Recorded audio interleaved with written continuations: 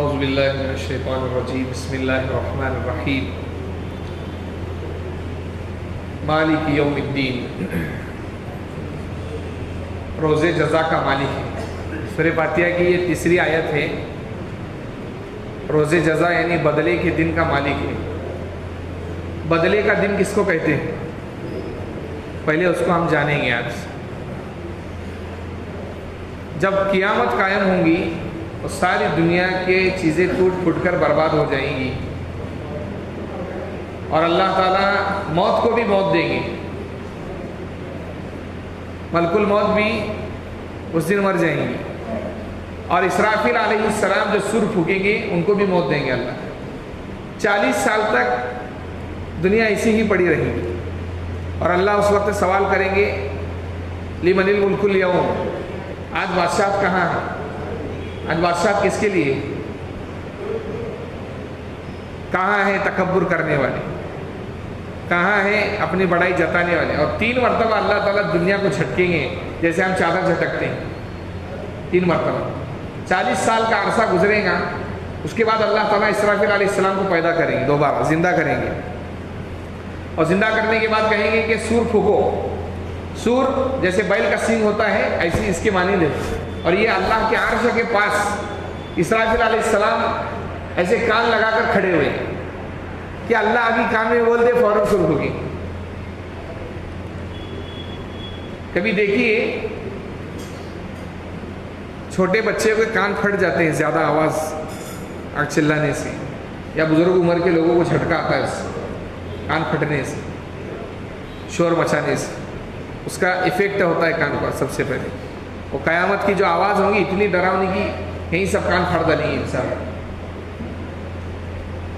سور دوبارہ پھونکیں گے تو انسان زندہ ہوں گے۔ سب سے پہلے جناب محمد رسول اللہ صلی اللہ علیہ وسلم خبر سے، اور پھر حضرت ابو بکر، حضرت عمر، اور جنت البقیع کے اندر جو لوگ ہیں وہ لوگ، اور پھر مکہ کے قبرستان میں جنت المعلیٰ، مکہ کے قبرستان کو جنت المعلیٰ کہا جاتا ہے، اور مدینے کے قبرستان کو جنت البقیع کہا جاتا ہے۔ یہ لوگ پیدا ہوں گے، اور اس کے بعد پھر دنیا کے جس جگہ صحابہ اکرام رضوان اللہ علیہم اجمعین دفن ہیں وہاں دوبارہ پیدا ہونے کے بعد کچھ لوگ سواری پر بیٹھ کر آئیں گے، کچھ لوگ دوڑ کر آئیں گے، کچھ لوگ چل کر آئیں گے، اور کچھ لوگ منہ کے بل منہ سے گھسیٹتے ہوئے آئیں گے میدان محشر کے اندر، اور اللہ تعالیٰ اس زمین کو دوسری زمین سے بدل دیں گے۔ یوم تبدل الارض غیر الارض والسماوات وبرزوا للہ الواحد القہار۔ اللہ کہتے ہیں کہ ہم اس زمین کو دوسرے زمین سے بدل دیں گے، وہ زمین الگ ہوں گی، یہ زمین نہیں ہوں گی، دوسری زمین ہوگی، اور آدم علیہ السلام سے لے کر قیامت کے آنے تک جتنے لوگ تھے وہ سب کے سب وہاں پر میدان محشر میں حاضر ہو جائیں گے۔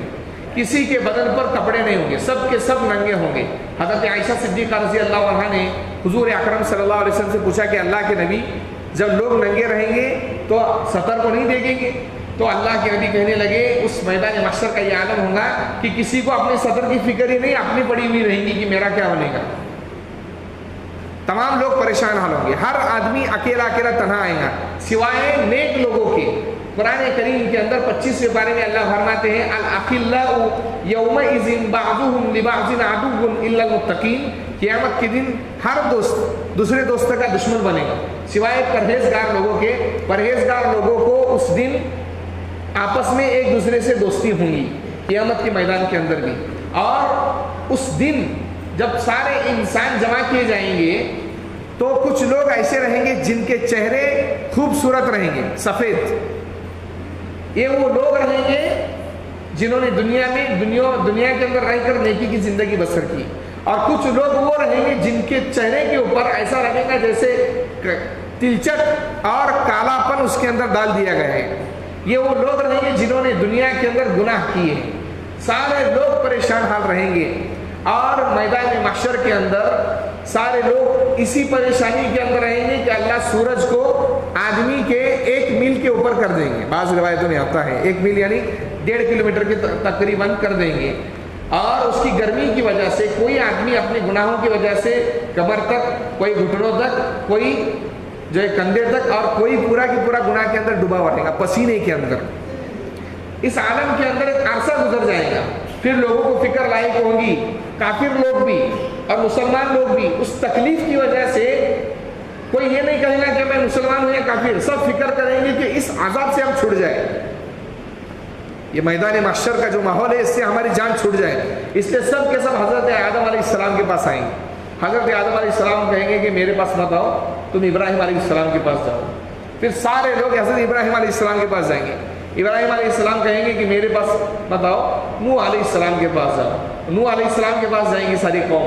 نوح علیہ السلام کہیں گے کہ میرے پاس مت آؤ، تم موسیٰ علیہ السلام کے پاس جاؤ، تو سارے لوگ موسیٰ علیہ السلام کے پاس جائیں گے، اور موسیٰ علیہ السلام کہیں گے کہ نہیں تم عیسیٰ علیہ السلام کے پاس جاؤ۔ سارے لوگ ساری دنیا کے لوگ عیسیٰ علیہ السلام کے پاس جائیں گے، اور عیسیٰ علیہ السلام کے پاس جانے کے بعد پھر عیسیٰ علیہ السلام کہیں گے کہ نہیں، اس وقت جناب محمد رسول اللہ صلی اللہ علیہ وسلم کے پاس آپ جائیے، اللہ کا شکر ہے کہ اللہ نے ہمیں نبی اکرم صلی اللہ علیہ وسلم کی امت میں پیدا فرمایا، اس سے بڑی نعمت ہمیں اور کیا ہو سکتی ہے۔ حضور اکرم صلی اللہ علیہ وسلم کے پاس جائیں گے تو حضور اکرم صلی اللہ علیہ وسلم ڈائریکٹ اللہ کو سجدہ کریں گے اور اللہ کی ایسی تعریف کریں گے، ایسی بڑائی بیان کریں گے، کسی ماں کے بیٹے نے آج تک ایسی تعریف بیان نہیں کی، اور دنیا کے پیدا ہونے سے لے کر قیامت کے آنے تک کسی انسان نے، کسی نبی نے، کسی پیغمبر نے، کسی ولی نے ایسی اللہ کی بڑائی بیان نہیں کی۔ اللہ کی ایسی سجدے میں جا کر تعریف کریں گے، بڑائی بیان کریں گے، اور پھر کہیں گے کہ اللہ محمد رسول اللہ صلی اللہ علیہ وسلم سے کہیں گے یا محمد اٹھ جاؤ، کہو کیا کہنا چاہتے ہو، کہو کیا کہنا چاہتے ہو۔ حضور اکرم صلی اللہ علیہ وسلم فرمائیں گے کہ حساب کتاب شروع کیجیے، حساب کتاب شروع کیجیے۔ اسی کو کہا جاتا ہے شفاعت کبریٰ، اسی کو کیا کہا جاتا ہے؟ سب سے بڑی سفارش حضور اکرم صلی اللہ علیہ وسلم کریں گے۔ اگر حضور سفارش نہ کرتے تو قیامت کے میدان میں ویسا ہی رہنا پڑتا سارے انسان۔ یہ شفاعت کبریٰ ہے جو محمد الرسول اللہ صلی اللہ علیہ وسلم کے صدقے میں سارے انسانوں کو ملیں گی، اور اتنا ہی نہیں، اسی جگہ پر حضور اکرم صلی اللہ علیہ وسلم کو مقام محمود دیا جائے گا۔ اس لیے اذان کے بعد جو دعا پڑھی جاتی ہے، اللہم رب هذه الدعوة التامة والصلاة القائمة آت محمدا الوسیلة والفضیلة وابعثه مقاما محمودا الذی، اس مقام محمود پر، وہ مقام جس کی ساری دنیا تعریف کرے، وہ حضور اکرم صلی اللہ علیہ وسلم کو عطا ہوگا کہ اللہ کے حضور اکرم صلی اللہ علیہ وسلم کے کہنے پر اللہ حساب و کتاب شروع کر دے گا۔ اب ماحول کیا رہے گا؟ اب ماحول یہ رہے گا کہ سب سے پہلے فرشتے اللہ اتاریں گے آسمان سے، جس کی تعداد نہیں اتنے فرشتے اتاریں گے۔ فرشتے اتارنے کے بعد اللہ رب العزت خود اتریں گے، اور جیسے اللہ اتریں گے اللہ کو دیکھ کر سارے انسان بے ہوش ہو جائیں گے، سارے انسان سب بے ہوشی میں چلے جائیں گے، اور پھر اللہ دوبارہ انسانوں کو ہوش میں لائیں گے۔ تو حضور اکرم صلی اللہ علیہ وسلم سب سے پہلے بیدار ہوں گے تو دیکھیں گے کہ موسیٰ علیہ السلام اللہ کے عرش کا پایا پکڑے ہوئے ہیں، پایا یعنی کھوٹ، جیسے کرسی کی کھوٹ رہتی ہے حضرت موسیٰ، اور حضرت علماء نے لکھا ہے کہ ہو سکتا ہے موسیٰ علیہ السلام اللہ کو دیکھنے کی تمنا کی تھی موسیٰ علیہ السلام نے کہ میں آپ کو دیکھنا چاہتا ہوں۔ اللہ نے کہا کہ آپ دنیا کے اندر ہم کو نہیں دیکھ سکتے، آپ خواب کے اندر اللہ کو دیکھنا ممکن ہے لیکن ظاہری آنکھوں سے اللہ کو دیکھنا ممکن نہیں ہے۔ ہمارے استاد ہیں حضرت مولانا ادریس صاحب، نام دھیان میں نہیں آ رہا ہے، ان کو بھی اللہ کی زیارت نصیب ہوئی ہے۔ امام ابو حنیفہ رحمۃ اللہ علیہ کو 100 مرتبہ اللہ کی زیارت نصیب ہوئی ہے خواب کے اندر۔ ظاہری آنکھوں سے کوئی نہیں دیکھ سکتا ہے، کسی میں طاقت نہیں سوائے ایک ذات کے، جناب محمد رسول اللہ صلی اللہ علیہ وسلم معراج کی رات میں اللہ کو دیکھ کر آئے، اور اللہ جیسے ہیں وہ اللہ کو معلوم ہے۔ ہمیں اس کے اندر کچھ بحث کرنے کی ضرورت ہے۔ جب اللہ رب العزت حضور اکرم صلی اللہ علیہ وسلم کو پیدا فرمائیں، دوبارہ ہوش میں لائیں گے تو دیکھیں گے کہ موسیٰ علیہ السلام پایا پکڑے ہوئے ہیں۔ یہ اللہ تعالیٰ وہ بدلہ دیں گے جو کوہ طور پر موسیٰ علیہ السلام بے ہوش ہو گئے تھے، تو اس کے نعمل بدل کے اندر یہ اللہ تعالیٰ عطا فرمائیں گے۔ پھر سارے انسانوں کا حساب کتاب کیسے ہوگا؟ ایسے ایک اللہ چٹکی بجائے دیں گے، سب کے اعمال نامے ہوا میں اڑ کر سب کے ہاتھوں میں آ جائیں گے۔ جس کے سیدھے ہاتھ میں اعمال نامہ آ گیا، حساب کتاب کا رجسٹر، وہ کامیاب، اور جس کے الٹے ہاتھ میں آ گیا وہ جہنم میں جائے گا۔ جس کے الٹے ہاتھ میں آئے گا وہ جہنم میں جائے گا۔